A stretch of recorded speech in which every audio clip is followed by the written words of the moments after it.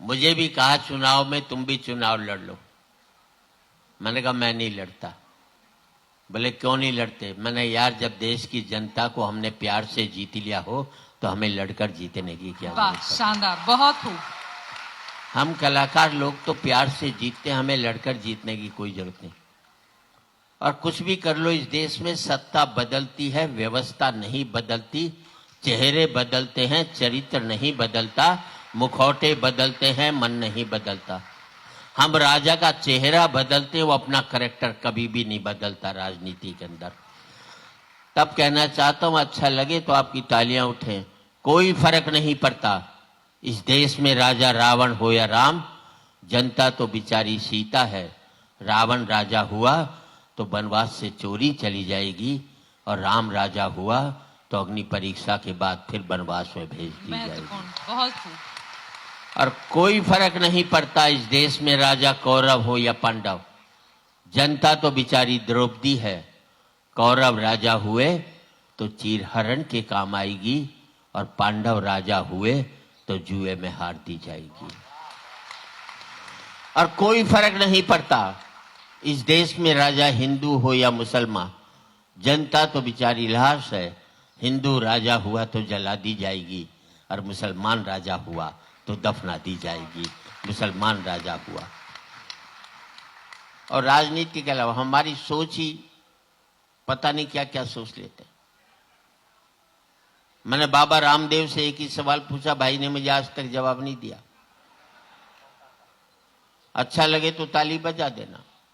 मैं पूछा, बाबा अगर योग से रोग दूर होते हैं तो तू दवाई क्यों बना रहा है? आज तक जवाब नहीं दिया उसने मुझे। मैंने हजारे जी से सवाल पूछा कि दिल्ली में भ्रष्टाचार के खिलाफ नारे लगाए, वंदे मातरम, भारत मां की जय, तिरंगा झंडा। हजारे जी, ये वंदे मातरम, ये भारत मां की जय, तिरंगा झंडा तब कहां थे जब बंबई में राज ठाकरे के लोग गैर मराठियों को सड़कों पर निकालकर मार रहे थे? तब आपने आंदोलन खड़ा क्यों नहीं किया था?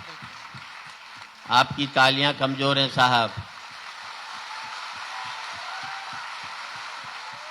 और आपको अच्छा लगे तो अब आपकी तालियां उठे। मैं पूछना चाहता हूं आप सबसे, अगर इस मुल्क में महाराष्ट्र में मराठी रहेगा, गुजरात में गुजराती रहेगा, राजस्थान में राजस्थानी रहेगा, फिर मुझे जवाब दो, फिर भारतीय कहां रहेगा इस मुल्क के अंदर?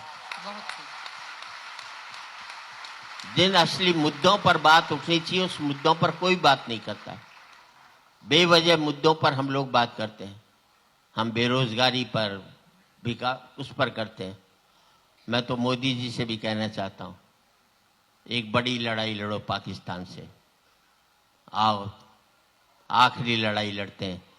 तू अपने मुल्क की गरीबी पहले मिटाता है कि हम पहले मिटाते हैं? तू अपने मुल्क की बेरोजगारी पहले मिटाता है कि हम पहले मिटाते हैं? यार, हथियारों का खर्चा दोनों मुल्क का खत्म हो जाए तो कोई भी व्यक्ति इस मुल्क में गरीबी रेखा के नीचे नहीं रह सकता। सबको बहुत बेहतर जिंदगी जीने का मौका मिले। एक सकारात्मक सोच हमारी खत्म हो। हम लोग नकारात्मक सोचते हैं। मुझे याद है 2 अफ्रीकन और 1 हरियाणा वाले तपस्या कर रहे, भगवान प्रसन्न हो गए। तीनों से कहा एक एक वर मांग लो। अफ्रीकन ने कहा मुझे गोरा कर दे, उसे गोरा कर दिया। दूसरे अफ्रीकन ने देखा बड़ा सुंदर, बोले भगवान मुझे भी गोरा कर दे, उसे भी कर दिया। अब हरियाणा वाले से भगवान ने कहा तू भी एक वर मांग ले। बोले जी मुझे कुछ नहीं चाहिए, इन साड़ों को फिर से काला कर दो बस आपको। हम खुद नहीं तरक्की करना चाहते, हम चाहते हैं दूसरे कमजोर बनाए रहे। और हमारे यहाँ तो कहा जाता है शास्त्रों में, किसी काम पर निकलो और सामने से अर्थी निकल जाए तो कहते हैं बड़ा अच्छा शगुन है। और मैं कहना चाहता हूं और आपका आशीर्वाद और तालियां चाहूंगा, जिस मुल्क में किसी की मौत आपका शगुन बन जाएगी वो मुल्क कभी भी तरक्की नहीं कर सकता।